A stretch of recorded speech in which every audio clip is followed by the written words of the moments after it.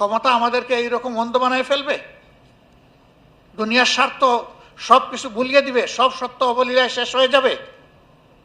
এটা চরম বিশ্বাসঘাতকতা হবে। এই 24-এর পরিবর্তনের আগে আমাদের কণ্ঠে, রাজনীতিবিদদের কণ্ঠে যে সুর ছিল, 5 তারিখের পর থেকে আস্তে আস্তে বদলে যাচ্ছে। 12 ফেব্রুয়ারি 2026-এর পরে ব্যাপকভাবে বদলে গেছে। আগে যে সমস্ত কথা বলেছেন, অঙ্গীকার ব্যক্ত করেছেন, অনেকে এটা এখন বেমালুম ভুলে গেছে। তার ঠিক বিপরীতে গিয়ে এখন তারা বয়ান তৈরি করছেন। জনগণের অভিপ্রায় একটা ডেমোক্রেটিক সোসাইটিতে সর্বোচ্চ মর্যাদা পায়। সেই অভিপ্রায়ের ভিত্তিতে ভোট হলো, রায় হলো, 70% মানুষ ভোট দিল। এখন সরকারি দল মানবে না? হ্যাঁ মানবেন, অবশ্যই মানবেন, ইনশাল্লাহ মানবেন, ইনশাল্লাহ মানতে হবে। এতগুলা খুন হলো, গুম হলো, পঙ্গু হলো, নির্যাতন হলো, মিথ্যা মামলা হলো, তার বিচার এখন স্থবির হয়ে পড়েছে। আগের সরকারের সময় যেটুকু গতি ছিল এটাও এখন খুঁজে পাওয়া যাচ্ছে না। জুলাই স্মৃতি জাদুঘর খুলে দেওয়ার জন্য সংসদে আমরা দাবি উত্থাপন করলাম। প্রধানমন্ত্রী সংসদে দাঁড়িয়ে বললেন যে 5 আগস্ট এই বছরে এটা ওপেন করা হবে। আজকে তো 4 আগস্ট, এখন পর্যন্ত তো কোনো আলামত দেখছি না।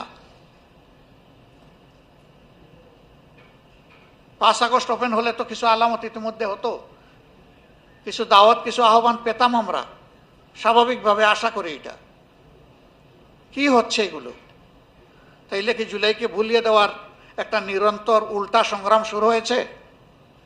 যদি সেই রকম কোনো সংগ্রাম হয়ে থাকে, আমরা মহান আল্লাহর উপর ভরসা করে বলছি, দেশবাসীকে সাথে নিয়ে এই সমস্ত কিছু ইনশাআল্লাহ তছনছ করে দেওয়া হবে। কি জীবন তো একটাই, সেই জীবন স্বার্থপর কাপুরুষের জীবন না হয়ে এই জীবন হোক জাতির জন্য উৎসর্গকৃত। এখানে কোনো বৃদ্ধ আর যৌবনের কোনো ব্যাপার নাই, এই ইস্যুতে একাকার ইনশাআল্লাহ। এই ইস্যু ভুলিয়ে দেওয়ার জন্য আমাদেরকে অনেক লোভ টোপ প্রস্তাব, বিভিন্ন কিছু দেওয়া হচ্ছে। আমাদের সোজা সাপটা কথা, জনগণ যে রায় দিয়েছে এইটাই মানতে হবে, আমাদের আলাদা কোনো রায় নাই।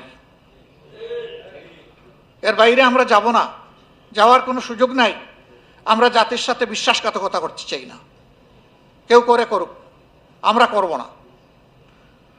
আমার শেষ অনুরোধ সরকারের প্রতি, মেহেরবানি করে জুলাই যোদ্ধাদের গায়ে হাত দেবেন না। যে জুলাই যোদ্ধাদের কারণে আজকে আপনি সরকার, সেই জুলাই যোদ্ধাদের চোখগুলা কেড়ে নেবেন না,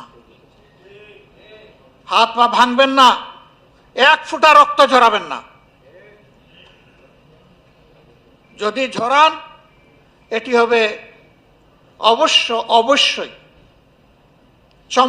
চরম নিমক হারামে হবে। এটা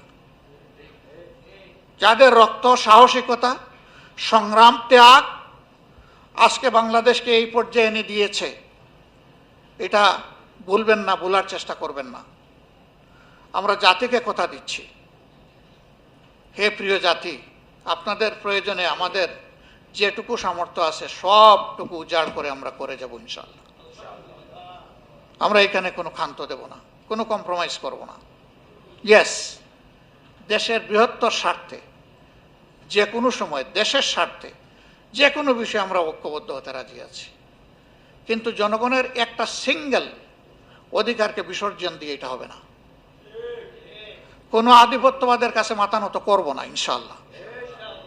এ মাথা সমুন্নত থাকবে, সেটা দরকার হয় ফাঁসির তক্তায় যাব, আয়না করে যাব, আল্লাহ যেটা নির্ধারণ করেছেন সেখানে যাব। আমাদের এক ছোট ভাই বলেছে, ওরে জিজ্ঞেস করা হয়েছে যে যদি আঘাত আসে কি করবেন, কয় হয় জেলে যাব, না হয় কবরে যাব। আমি বললাম তৃতীয় আরেকটা বলো নাই কেন?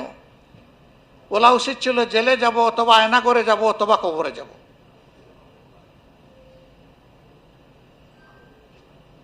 সবাই ভালো থাকবেন।